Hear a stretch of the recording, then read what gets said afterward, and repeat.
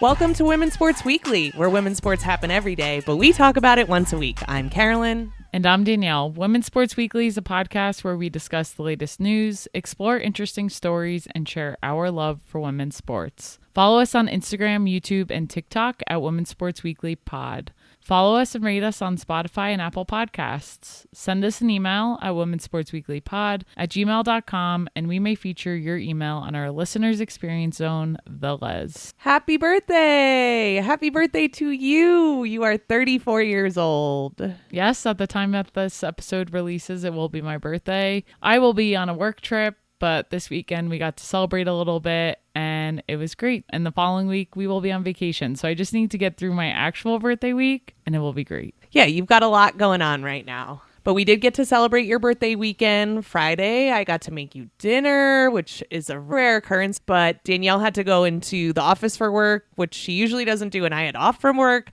So got to make you a nice halloumi and avocado salad and cook up some burgers. And it was really nice. I must say, I was pretty surprised when I came home from work on Friday and you were like, I'm making dinner. And I was like, wow, that is great news because I had nothing in mind that I wanted to cook. Gotta keep you guessing, right?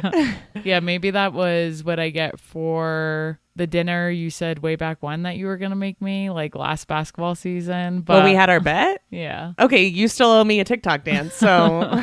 Well, I got my dinner. Okay, I'll be waiting on that TikTok dance, but I won't hold my breath. And we also went out to dinner on Saturday night. We went to a nice restaurant by us and got some ramen and sushi and cold sesame noodles, and it was delicious. Their cold sesame noodles at Uncle in Denver are the best in the world. Yes, I will say I did get hot ramen and I was profusely sweating. So I don't know if that was my best choice, but I was like, we haven't been there in a while and I could really go for some ramen.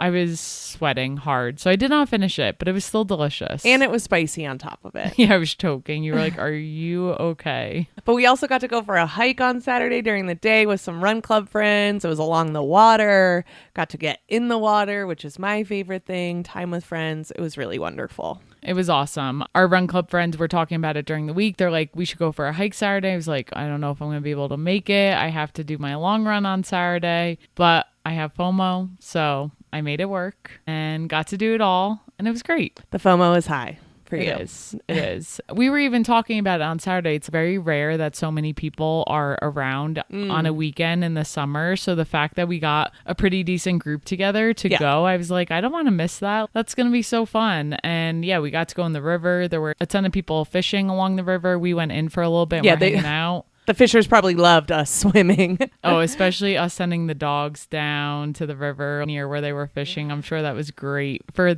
them to catch some fish. Well, we were just sending them their way. The fish couldn't be by us, so we were sending them to that area. That river was pretty cold, but I am happy I went in. We dried so fast because it was so hot down there. It's been rough here in Denver. I'm looking forward. We're headed down to the Jersey Shore soon. I'm looking forward to being, it'll probably be so humid in New Jersey, but at least we'll be near the ocean. It'll be great. I will say it was a great birthday weekend. Got to do a lot of my favorite things, and then we'll be on vacation the week after. So I feel like I'm sandwiched by good weekends. Yeah. Just got to get through the week itself. And we got to get you some cake because we didn't have cake this past weekend. Well, your family always likes, I don't know if they like to, but you always get me cake at family vacation. Yes, because your birthday usually falls near family vacation. So it's going to be fun. Yeah. It's going to be a fun week celebrating. It will be. Happy birthday. Thank you. I love you very much. I love you too. Let's get into our episode for today. We continue to accept applications for our social media marketing intern. We talked about this a bunch. It's from September to December in 2026, 20 hours a week. The location is remote. This is an unpaid internship, and we are looking for someone to begin in September. The application actually closes this Friday, July 31st. So if you are interested in interning with us, we are so interested in interning with you. Is that the way to put it? We're so interested in having you as an intern.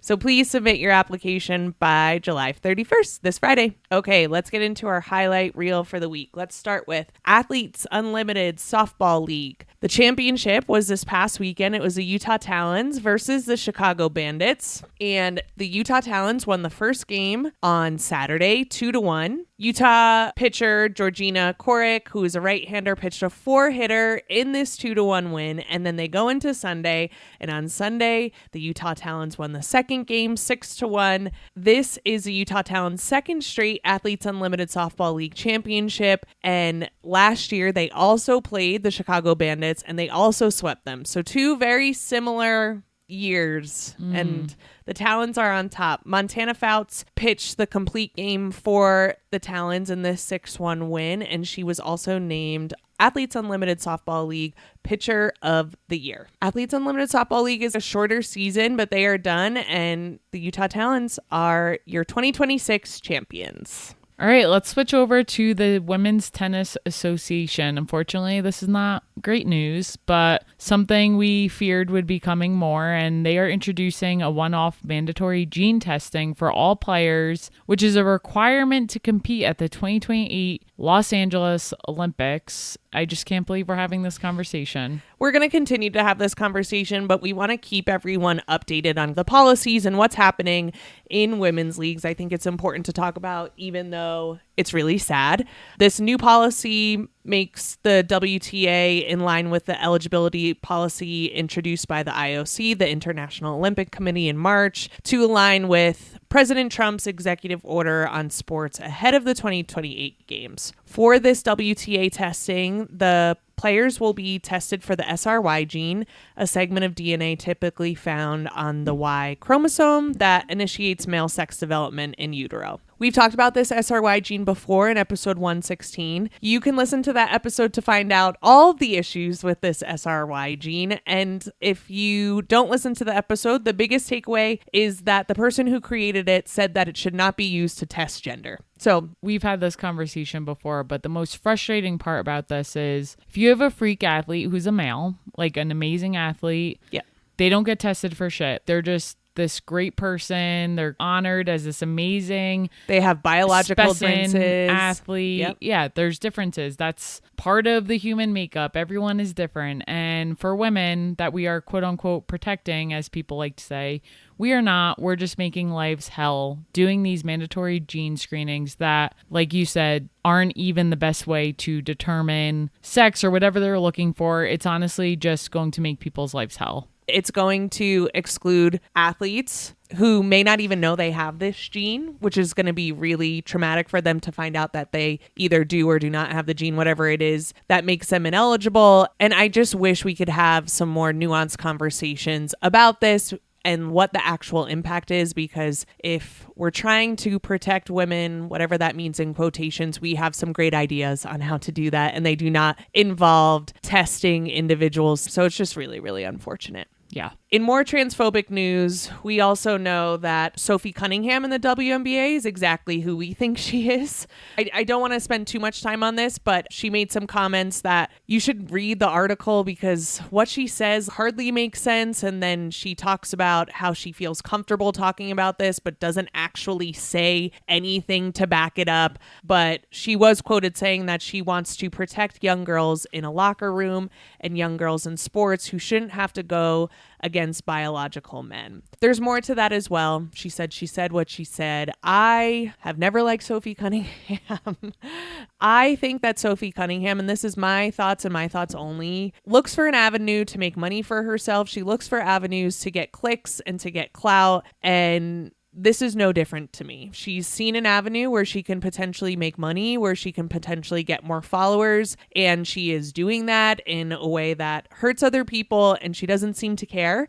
And so when people show you who they are through their actions, I think we should believe them. And yeah, Sophie Cunningham is exactly who we think she is. Yeah. And on the other end of the spectrum, you have Brianna Turner, who is a former Notre Dame player. She currently plays for the Las Vegas Aces. She has been an advocate for different things, and that includes trans inclusion in sports for years now. And she also helped create the current CBA for the WNBA. So she has her hands in a lot. And she played for the Indiana Fever last year, so I think that's important to note. So she, in response, although she didn't call out Sophie Cunningham directly, the next day after this article came out from ESPN. She posted a thread on X where she defended the right of transgender women to participate in women's sports and was quoted saying, "So many takes about them are based on fear-mongering and bigotry. A tiny minority of the population identifies as trans, yet they are always a trending topic, unfortunately. I'm in my 8th season as a WNBA player. To date, there's been one out trans player in the league. They cause 0 problems." She then said, "An issue that has caused problems, though, last year on my WNBA team, when she was on the Indiana Fever with Sophie Cunningham, a male staff member was fired for sexual harassment, but we were encouraged to keep quiet about it. That is an issue. Sexism, misogyny, homophobia, and racism are all issues," end quote. I'm really happy Brianna Turner spoke up. I think she does so many amazing things for the league and gives so many players, including people like Sophie Cunningham, more money in their pockets. I just encourage people that if you don't know how you feel about it, to really do research, because I think our natural reactions are like, yes, we want women's sports to continue on, so we must protect it. And I don't think the way we protect women's sports is through targeting trans women. I think, again, there are so many other ways, and you can listen to so many of our previous episodes where we go into depth about how we could be protecting women's sports. There are so many things happening in the WNBA. I hope that players come forward and start to chat more about what would actually be meaningful to help the players in the league, to help athletes at every step of the way, because it's not where people get changed in the locker room. It's not where people decide to play. There are so many bigger things that we could be talking about. And it just really makes me really upset that this is where we are. Yeah, agree. I'm sure we'll have to talk about this more in the future, but let's continue on and get into some updates from us. Starting with Run Club. We have Run Club this Thursday and every Thursday at the 99ers Sports Bar here in Denver at 6 p.m. Mountain Time. If you listen to our podcast each week, we share a secret word. And if you share that secret word with the bartenders after our run, you will receive 50% off your first draft. This week, the secret word is Jonquel Jones. Jonquel Jones, MVP of the All-Star, plays for the New York Liberty. Yes. We also need to take this time to ask you to please rate and subscribe to our podcast. We love to do this. We want to continue to do it, and we create, produce, and edit the podcast all by ourselves. So anytime that you rate, subscribe, post a positive review, it helps us tremendously. Please, please do it and share this podcast with people you love. Thank you to everyone who has rated the podcast so far. If you send us a screenshot of your 5-star rating, we will send you a Women's Sports Weekly sticker for free in the mail. All right, let's get into All-Star Weekend. We've got lots to talk about. I want to start with Friday night, and then we'll go into the rest. We will start with the shooting contest. It was called the Shooting Stars. Yes, so it wasn't a formal skills challenge that they usually have where they have professional players move through obstacles. This was a Shooting Stars challenge. It was new this year, and I really liked it. Same. And it was really cool because each team had a current WNBA player, a former WNBA player, and a high schooler, which I'm like, how are these high school girls just on the court with these legends right now and just so chill and so confident? So confident. They played so well. They're so media trained already. I was so impressed. I agree. And I got to see one of my all-time favorites back on the court, Elena Delle Donne, and I was in all of my feels on Friday night watching this. I used to love watching Elena Delle Donne play. When she was at Delaware, I'd watch her, and then when she was on the Mystics, literally one of my all-time favorite players, and I don't talk about her enough, to be honest, and seeing her back on the floor just really made me so happy. And she looked good. She looked good. We got to hear Ryan Ruocco say Delle Donne, which was also really cool. And the trio of Shakira Austin, Elena Delle Donne, and high schooler Giselle Gigi Banks, who represented Washington, D.C., won the league's first Shooting Stars Challenge. So in this challenge, they had 70 seconds to score from 7 designated spots, and each player had to shoot from the 7 spots, and then they had an opportunity to shoot half-court shots at the end, and those counted for more points. It was really fun to watch that part, and they had Teresa Weatherspoon and Cynthia Cooper giving the passes. Cynthia Cooper, she was on it. She was firing passes. She didn't care if you were in the way, but she was making sure you got through that 70 seconds real fast to have as many chances at the half-court shot as possible. I think it's what helped this Washington team. And then Teresa Weatherspoon, she struggled a little bit more to get the passes off. At one point, Flage was passing to her own team members. It was a little bit of a mess, but it was really, really cool to see. Gigi Banks, who was the high schooler on this team, was just hitting half-court shots back to back. And they were all just getting so excited. I didn't know how I was going to feel about it, but I was like, this is cool to see someone present, someone former, and a rising star. Yeah, and seeing the way Shakira Austin and Elena Delle Donne were being all silly together, it was just a lot of fun. And on top of that, Elena Delle Donne was asked, hey, are you coming back? And she didn't say no. She was like, I definitely need my stamina. But she looked happy out there. She looked fit. I have heard her on a podcast recently. She was being interviewed and she just talks about how much better her body feels now because she goes to the gym and doesn't kill herself to get a good workout in. She had a lot of,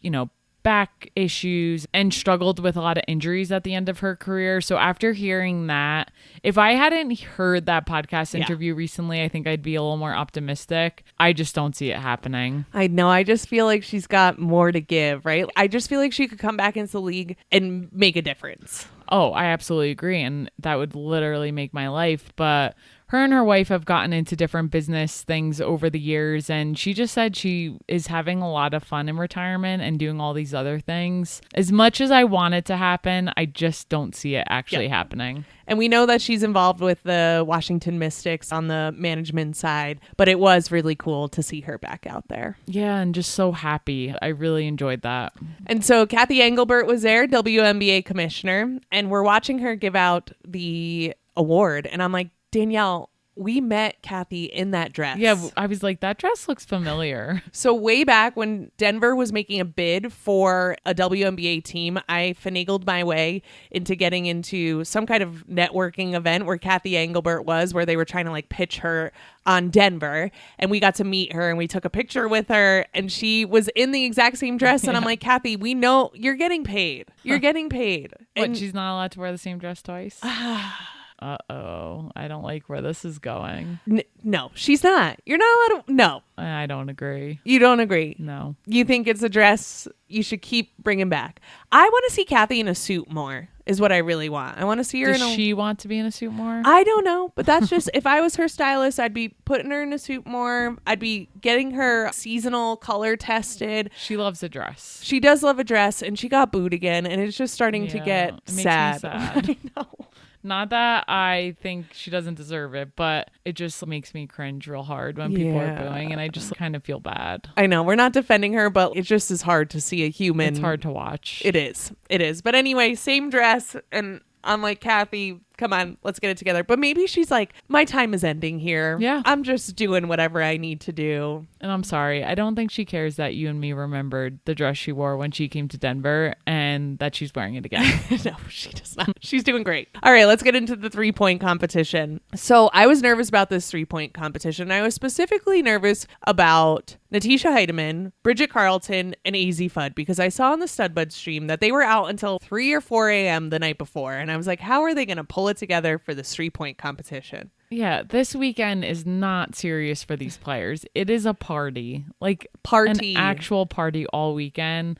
And you're right. They're staying up late. They're drinking. They're having fun. Unfortunately, I think the basketball part of All-Star Weekend is the least of their worries. Yes. Bridget Carlton and Azzi Fudd end up making it to the finals. Yes. So that was very impressive in itself. And Azzi Fudd, Dallas wing guard and #1 overall pick, rookie right now, won the 3-point contest on Friday night in Chicago. She is the first rookie to win the competition in the 13 times it has taken place. Pretty impressive. In her final round, she made 20 of 26 shots. She finished with 30 points, which surpassed Bridget Carlton's 27 in the first round, but then Bridget Carlton got to go again. She only tallied 19 points in that second round of the head-to-head. Yeah, it has to be hard watching Azzi crush it and then get up again and go. She was really on fire. Azzi Fudd earns $20,000 for winning the event, in addition to $40,000 from sponsor Aflac. All of the other participants received $10,000 each. Bridget Carlton earned $30,000 from Aflac,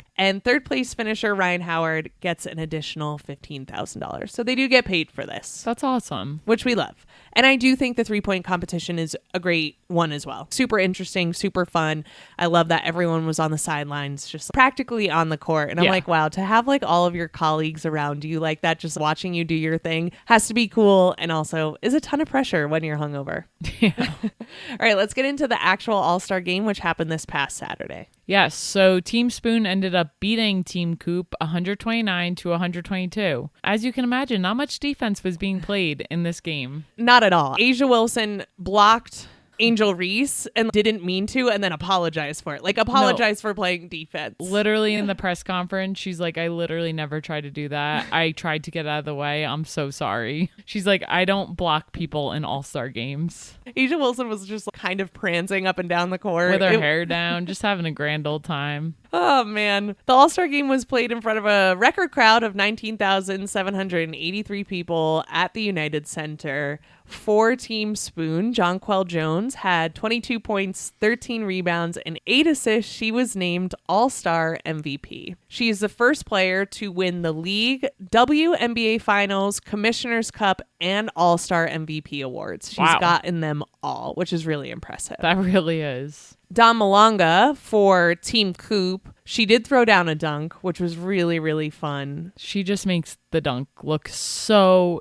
easy. It's really incredible. Angel Reese was so excited for her. Yes, it was awesome. I think everyone was going nuts. It was the first dunk in a WNBA All-Star game since Sylvia Fowles in 2022. She was doing that as she was heading into retirement. So it was just cool to see. And like players just were just throwing up alley-oops, just hoping that Dom was somewhere near the rim. Otherwise, the All-Star game, like, you fell asleep watching the All-Star game. It's not that much fun to watch. I was tired. You were tired. But yeah, I fell asleep on the couch and then I was like, I must go to bed. This is not worth my time right now. The players don't want to get hurt. I get it. I totally get it. I kind of just don't get why we do it. But yeah. It's more so that because I feel like the whole thing is just a popularity contest and then they get there and it's just everyone's joking around. I don't know. Maybe I'm getting too old. I've been thinking about it a little bit too of like the players are tired. It's a quick turnaround for them to play. They don't have a lot of off time. With the off time they do have, they want to celebrate. Yeah, it's fun for them to all get together in one place and just party. Yeah, and that's what I'm wondering. Does it matter that the All-Star game kind of sucks because all the other content we get out of the weekend is so good? Yeah. Like, I love the Shooting Stars Challenge. I love the 3-point contest. Do we need to make the All-Star game more competitive? Do we need to have more prizes? I, though, am like, I don't want to see someone get hurt in the All-Star game. So if we make it more competitive and someone got hurt, I would feel horrible. So I'm like, does it really matter if the All-Star game is kind of just... It doesn't. Yeah. And then I'm like, could they just do other cool things? Like, I loved seeing veterans play. And you know what? I thought the All-Star game where it was All-Stars versus the Olympic team was so good. Mm-hmm. So I am like, can we put the All-Stars together and have them play someone else? Like, I don't know. I'm trying to think of kind of ways to make it more interesting. And then I'm also like, does it need to be more interesting? I just want to watch the StudBudz live stream and see where everyone's partying. And I think that's it. I think it's a place to see and be seen. I think it is cool for the players who are named All-Star. Mm-hmm. But yeah, it's just not going to be a competitive game, and that's what it is, and that's fine. I think I just need to accept that and not... And go to sleep. Yeah, if I'm falling asleep, that's what it's going to be. Yeah, I wonder if we could name All-Stars and not have a game. I don't know. Could they do something else that would be cool? I would love if it was a weekend filled with one-on-one interviews. And I know I say that as a podcast, but like... Yeah, you say that, and I watched the post-game presser. Those players cannot wait to get out. I know, they really hate the media. Like, it was like a few one-on-one, and it was Paige, Marina, and Kelsey Mitchell. And when they were like, okay, you all are done, Paige was like, really? And then they just get up and like, they do not want that. So I know. I guess it is fun for them. Maybe they need to get villas and not play any basketball. Let's make it a reality TV show. But I think they like to play. Yeah, okay, you do. I want the 3-point contest still. I want the Shooting Stars, but I'm like, this game is wild. I think they kind of like it. Okay. All right, we'll keep it. Let's get into my favorite part of the weekend. Some takeaways from the StudBudz live stream. I have not been on the StudBudz live stream. I need to click in more and see the real juice. Let's go through some of these things. So confirmed, Marina Mabrey and Sanaya Rivers are not together. I kind of was getting that vibe. Yes, confirmed on StudBudz live stream. And then Dejanay Carrington and Jackie Young were seen a lot on the StudBudz live stream. They were like sitting on a bed, eating wings together. So I feel like they're really soft launching their relationship. Good for them. Good for them. Jackie also came out of the game at one point for All-Stars and sat next to Dejanay. So, you know, things are happening there. Not confirmed, but confirmed via StudBudz live stream. And then also this weekend in messiness talk, Dejanay Carrington tweeted about Nalissa Smith, her ex-girlfriend, who also plays in the WNBA. And Dejanay was naming names. She was. She said that Nalissa Smith cheated on her with Aaliyah Nye and Deja Kelly. So this is messy, messy, messy. Yeah, it's rough out there. It's rough out there, but I love the messiness. I was like, thank you, Dejanay, for just putting it all out there. I need to know. Paige Becker's at one point on the StudBudz stream. She's in the club and she takes off her shirt and is in her sports bra. Love that. She was really having fun this weekend. And then my other takeaway is that Olivia Miles was just mostly scared the whole time. Yeah, I didn't realize how much of an introvert Olivia Miles was, but she was doing an interview in the middle of the game and she alluded to that. On the court, she's confident, but in real life, she's pretty introverted and she had to get out of her comfort zone a lot during All-Star Weekend because there's just a lot happening. And yeah, the video of her covering her mouth when people were twerking on the dance floor was hilarious. It's just so good. And the StudBudz did stream for 72 hours straight, which is just wild. They are wild. They are wild. And multiple people were like, I'm staying far away from them and there's a live stream. I'm not trying to get caught doing anything I shouldn't be. And I get why they do it and I think it's funny, but it has to be annoying for some players because this is a time to let loose and they're getting caught doing things that really aren't a big deal, but then people make it a big deal. So in that regard, I don't love it. It is a little bit hard. Jonquel Jones was on the mic at one point and she said to Courtney Williams, who she's close with, something along the lines of, and I'm not quoting her here, your 2024 team, Minnesota Lynx, was better than our Liberty team. And then it just got blown out of proportion. And if I had a friend and I saw them and we were chatting and that, yeah, those conversations happen, but I just felt so bad for JJ because then she's in a press conference after she wins MVP having to defend it and she's apologizing. She's not defending it. She's like, I'm just so sorry. I'm sorry. I have so much respect for New York and for the team that I play for. And it's just like, oh my God, this stream creates a lot of drama. Yeah, don't love that part. But I need it. You know I need it. All I want in my life is to like be behind the scenes. I don't want to say anything. I just like to watch people do what they do and yeah. So, all right, All-Star Weekend is over. We head into the second half of the WNBA season and it's going to be real spicy. It sure is. So what are you looking forward to this week, Danielle? So the Dallas Wings take on the Washington Mystics this Friday, July 31st at 7:30 p.m. Eastern on WNBA League Pass. What are you looking forward to? In the NWSL on Saturday, August 1st, the KC Current take on Angel City at 6:30 p.m. Eastern Time on YouTube TV. That is it for this week. We will see you next week on Women's Sports Weekly. In the meantime, watch women's sports and share the podcast with your friends. Rate and subscribe to the pod on Spotify, Apple, and YouTube. Thanks for joining us.